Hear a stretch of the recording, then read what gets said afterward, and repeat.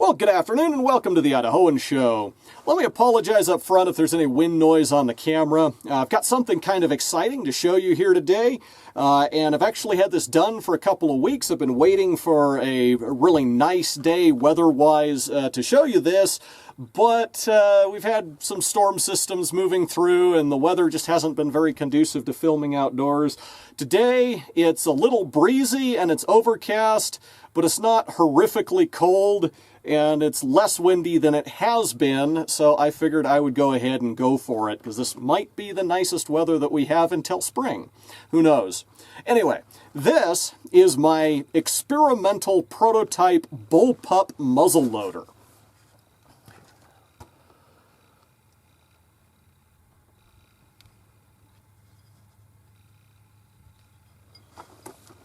Conceptually, the design is pretty straightforward. Back here at the base end of the barrel, I've got a percussion cap nipple that's elbowed into the barrel to provide ignition.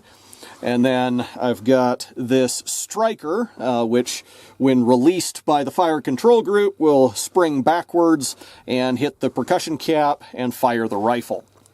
Now, of course, with the fire control parts right underneath the barrel, I can't have the ramrod stored under the barrel as you would on a typical muzzleloader, so I've got the ramrod stored on the side of the barrel instead. For stock, I've just got a pistol grip and a minimalistic buttstock. Normally, I would make these out of hardwood, but I just recently got a 3D printer that I'm still sort of experimenting around with to try out its capabilities, so I decided to try printing these from black PETG, and I think these plastic stock parts are probably going to work just fine for us. The sights are basically the same design that I've used on my standard pattern muzzleloaders, only difference being that they have to be up a little bit higher so that I can get my eye behind them with my cheek resting on the barrel. And of course that necessitates a much higher front sight as well. Now, of course, the big advantage of a bullpup design is that it gives you a much longer barrel for a given overall length of gun, which is particularly advantageous in the case of a muzzleloader because black powder generates relatively low chamber pressures, and so a longer barrel can help you to get a little bit better velocity out of the lower pressures that black powder generates. In this case, I've got about a 28-inch barrel, and yet this is still a very compact and handy little rifle. Now, I have proof tested this already, so I know it's not going to blow up on me, but I haven't really shot it by hand yet, so I'm certainly going to need to sight it in. Why don't we go ahead and do that first?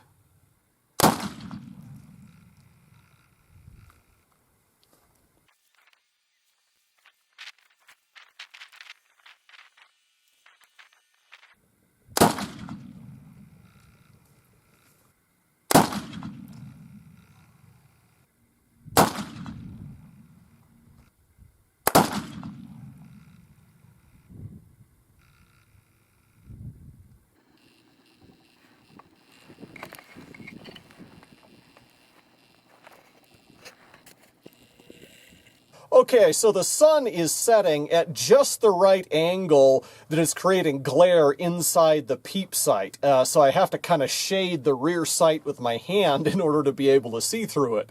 But I think I've got it approximately sighted in now. So let's try shooting a couple of frozen milk jugs.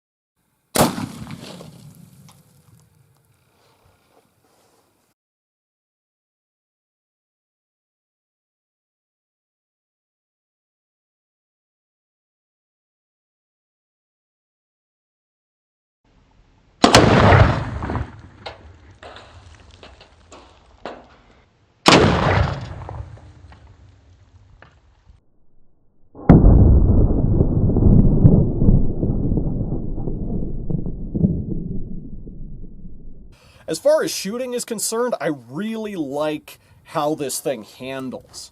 I mean, with the bullpup design shifting the center of gravity relatively far back, and then the overall compactness, it just points really well. It feels really natural. You know, I love the way it feels as far as shooting it's concerned. Now, when it comes to loading it, especially the first couple of times, it felt kind of awkward. You know, it definitely was less convenient to load than a standard pattern muzzleloader. I think a lot of that is just that the manual of arms for this is so different that there's a learning curve, and so I haven't really gotten used to loading this or figured out how to load it efficiently yet. So I think that that's mostly just, like I say, a learning curve, a matter of figuring out how to handle it efficiently during loading. But that was one thing I noticed. The trigger on this is almost scary light. I mean, on the standard pattern muzzleloaders, the trigger pull is like 8 to 12 pounds, which is a little on the stiff side, and I've kind of gotten used to that. But I recognize it's a little on the stiff side, and so I designed this with the intent to make it considerably lighter than that, and I think I was almost too successful. This is probably less than a 1 pound trigger pull.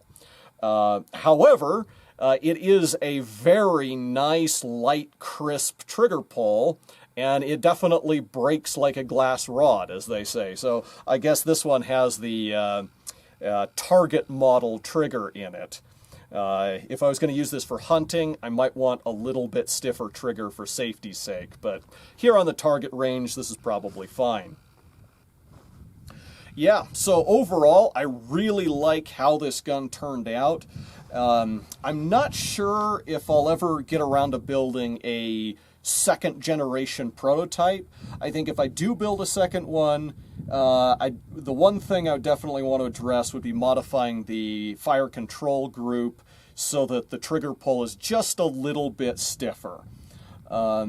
And then before I got to that point, I'd also want to shoot this enough that I can get used to the manual of arms and make an informed decision about whether there's anything I could modify to make loading easier. But other than that, I mean, yeah, this really turned out well. So I think that about concludes this video, and until next time, thank you for watching the Idahoan Show.